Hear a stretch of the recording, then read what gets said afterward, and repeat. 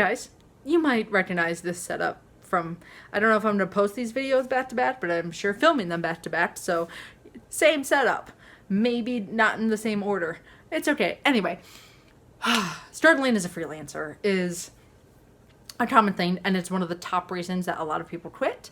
So I thought I would dive into, now that I've been freelancing for so long, kind of like a look back on like things that I should have done earlier and at different stages to not struggle so much, and other things that I see freelancers struggle with.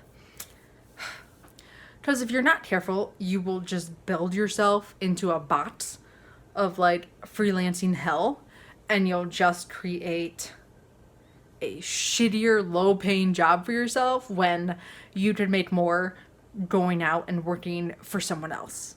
And that's not what you want to do. That's like not the point, you know?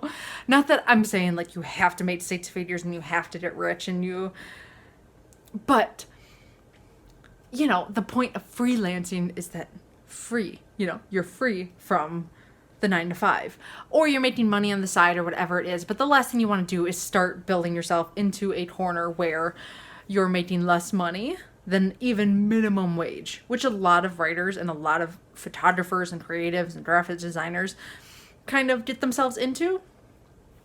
And I do not buy the excuse of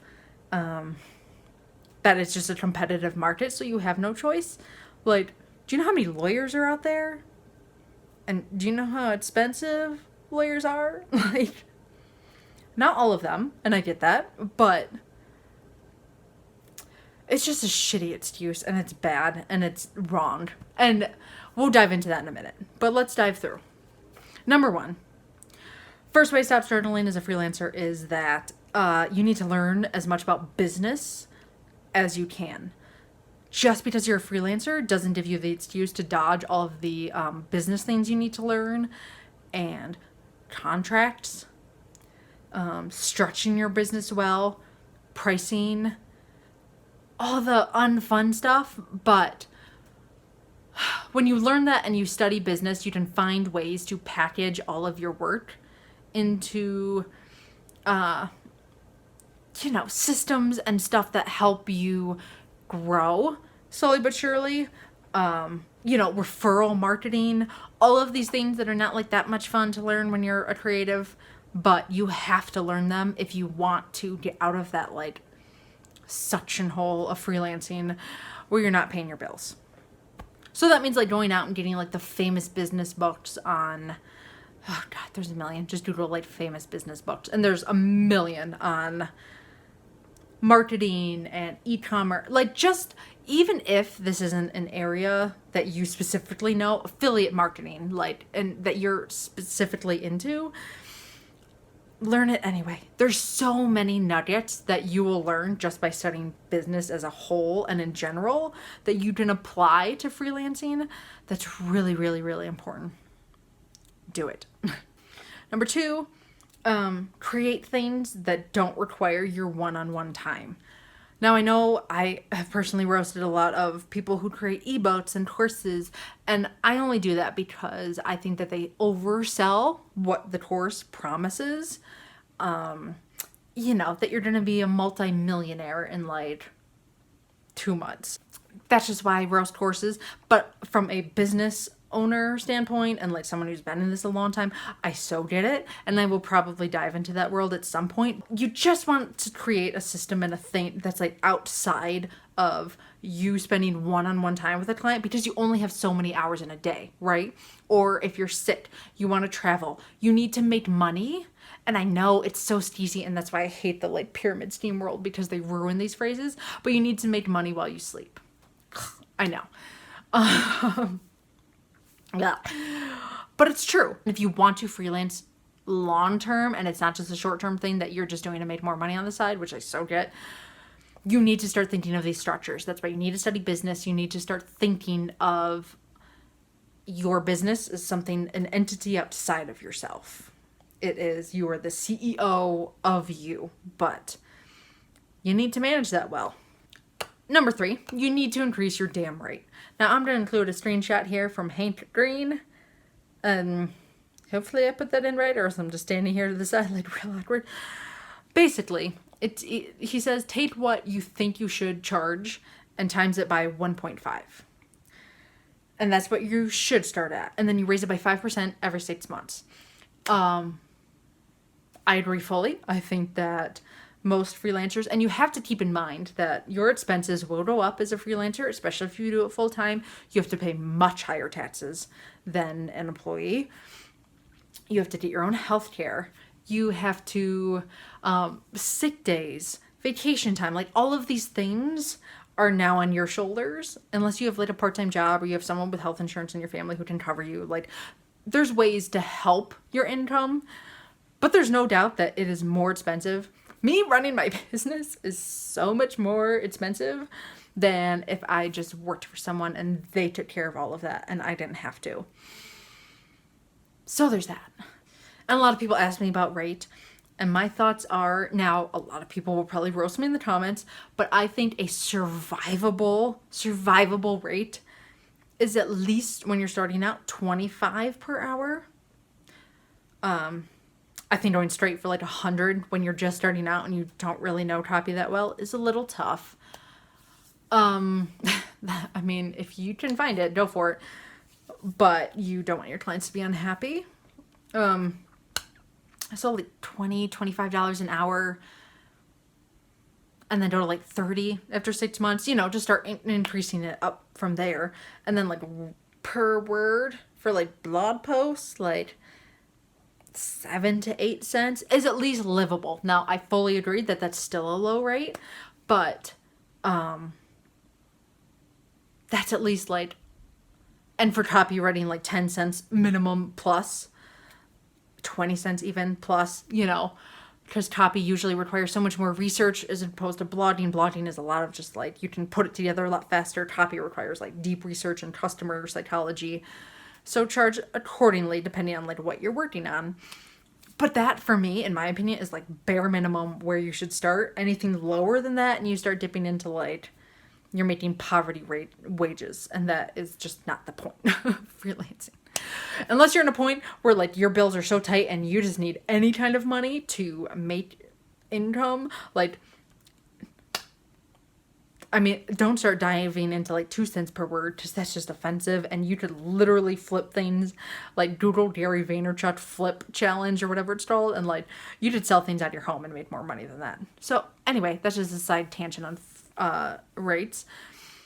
But raise your rates. So one thing I do that you can totally steal is every December I email current clients, and I keep it simple. I don't get emotional about it, and I just email all of them like, hey, these are my rates for the new year. If you want to book at my current rate before the new year starts, you can do that now. Like, you can just buy them now, and we will schedule that out, and you can take advantage of my rate now before the increase in January 1st.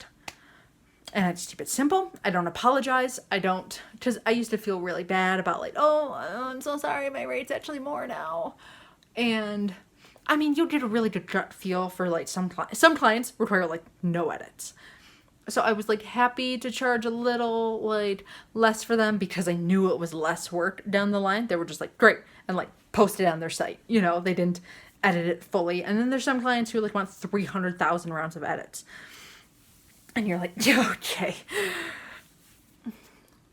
So, but you should put that in a contract and how many edits. Anyway, that's another tangent for another time. From there, the fourth way to get out of freelancing hell is to network with people who have budgets. Now, networking is such an icky word, and I totally fully agree. And I will put good articles down below on networking. But networking is everything. There is no... No, okay, I take that back. Expecting your work to speak for itself is not enough, and good luck with that, and nope. You can have the best copy in the world in your portfolio, but if no one sees it and no one knows who you are and you don't get the word out there, it doesn't matter. It just doesn't matter, and I'm so sorry to crush all of your dreams, but you've got to become, even if you're an introvert, you've got to develop extrovert tendencies. You have to. And I'm not saying like go to networking events, like I'll put it down below.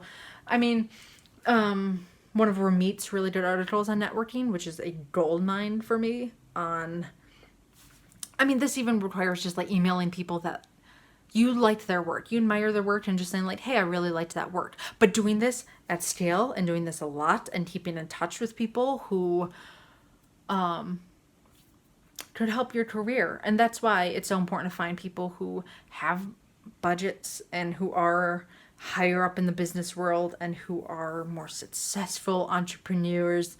Bleh. But like clawing your way into these worlds, because you know, like I have one student who was I mean, I hate calling them students because it's like we're friends and I'm just helping you in my mentorship program. But like one connection he had a friend who needed the work and like liked his work from this client, and he was like, oh yeah, well if that guy hired you, like of course I'll hire you. And now he has this, you know, he's making all kinds of money as a retainer every month to just like work on things and develop systems and like send emails, whatever it is. So your network will send you it, and we can all rage about how unfair it is or do whatever you want, but that's just how it is, and you need to do it. You can't just expect it to like fall into your lap. Like you open up shop and then it falls into your lap. Like that will be a lot of clients who don't want to pay a lot and don't want to pay well, who come to you, not all the time, but like, or that are on job boards, and the ones you go find and you hunt down and you pursue, that's where the real money is. And that's something a lot of people don't talk about, is hard to teach, those kind of soft skills and those kind of like, you know, but if you do it, if you started now, like in a few months, you could have a very good network of people who like you, trust you. Because here's the thing. People buy from people they like. And if they don't like you, they're not going to buy from you. So when they like and trust you and you're reliable, you stay active, you stay fresh with them, they will, it just takes like two people who really like you, who send work your way, and then all of a sudden you've got like two $5,000 retainers, and now you're like making 6 figures in a year. That's very dramatic, and that's not always how it happens, but I'm just saying building that network is like, it just takes like one person be like, yes, I like your work. Let me, you know, refer you to blah. So build a system for networking. I swear that will be the biggest lifesaver of your entire career. And I'll never forget this pivotal moment in my career. And it's still something I'm working on, because I have the same hangups that all freelancers do of like, my work should speak for itself. Like, oh, networking's gross, blah. But like, I needed work.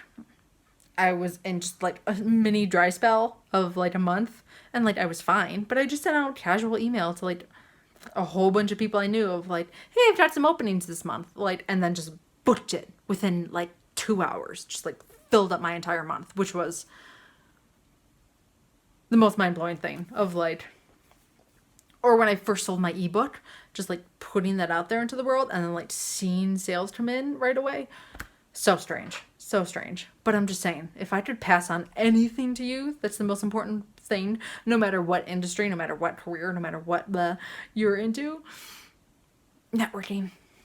It's just the world we live in. That's just how it is. And the last thing to get out of freelancer hell is to start putting your work together in packages and have a minimum package starting point. This is why a lot of photographers offer a wedding package. This is why if you're a graphic designer, you could offer like a logo plus website header for blah. But the secret is not just to create packages, but to create one that is your minimum starting point. And in my mind, for a lot of freelancers, myself included, about $500 is a really good jump off point.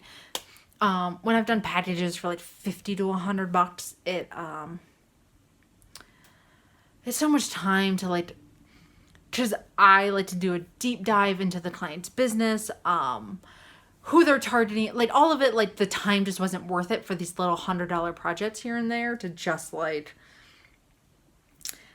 But I think it's like, if you want to start at $100 and feel comfortable there when you're starting out, that's a really good thing. But putting together a package makes you look like a professional.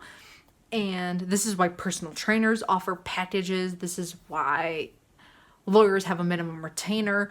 Like, anyone who takes business seriously starts to do these. They put together packages or a minimum just starting retainer. Whatever it is, find a minimum, put it together. Call it something fun, like Ashley Amberger, I love. One of my favorite copywriters ever. Put together this package called a one night stand, which is obviously a play on, and it was like, they would hop on the phone, and then like throughout the night she would like put it all together and then like send it to them in the morning. Like, it was a one night stand of like creating copy. I think that was the premise. It was years ago, but it was that's such a cool, unique like idea, and like everyone's like, oh, I bought your one night stand, and like it just, having a name for it created hype. And like, but have a starting package, put together your bare minimum, because you don't want to get into the hell of just doing like $50 articles here and there, like for a wide variety of clients. Like, sure, that can spice up fill in some gaps of your income. Totally, I get that. But having a bare minimum package is enough investment for you to dedicate yourself fully to it. For a lot of people, $500 is like a good week of work. I mean, take on 4 of them. That's $2,000 in a month. And for a lot of people, that's like life-changing income. I mean, I know all these business owners sell the whole idea of like, oh, 6 figures and work by the beach. Really, for a lot of people, that's why I love Ramit, whose point of his Earn 1K program is like earning an extra $1,000 for a month. A month for a lot of people is completely life-changing income. You can do a lot of things with an extra $1,000 a month. And I'll maybe make a video on that at some point. But that's it. Those are 5 steps. As always, I talked for way too long to get out of freelancer hell. So, as always, if you have questions, leave them down below. Thank you so much for watching. YouTuber plugs, subscribe, like the video, leave a comment, follow me on other platforms. Links below. Okay, bye guys.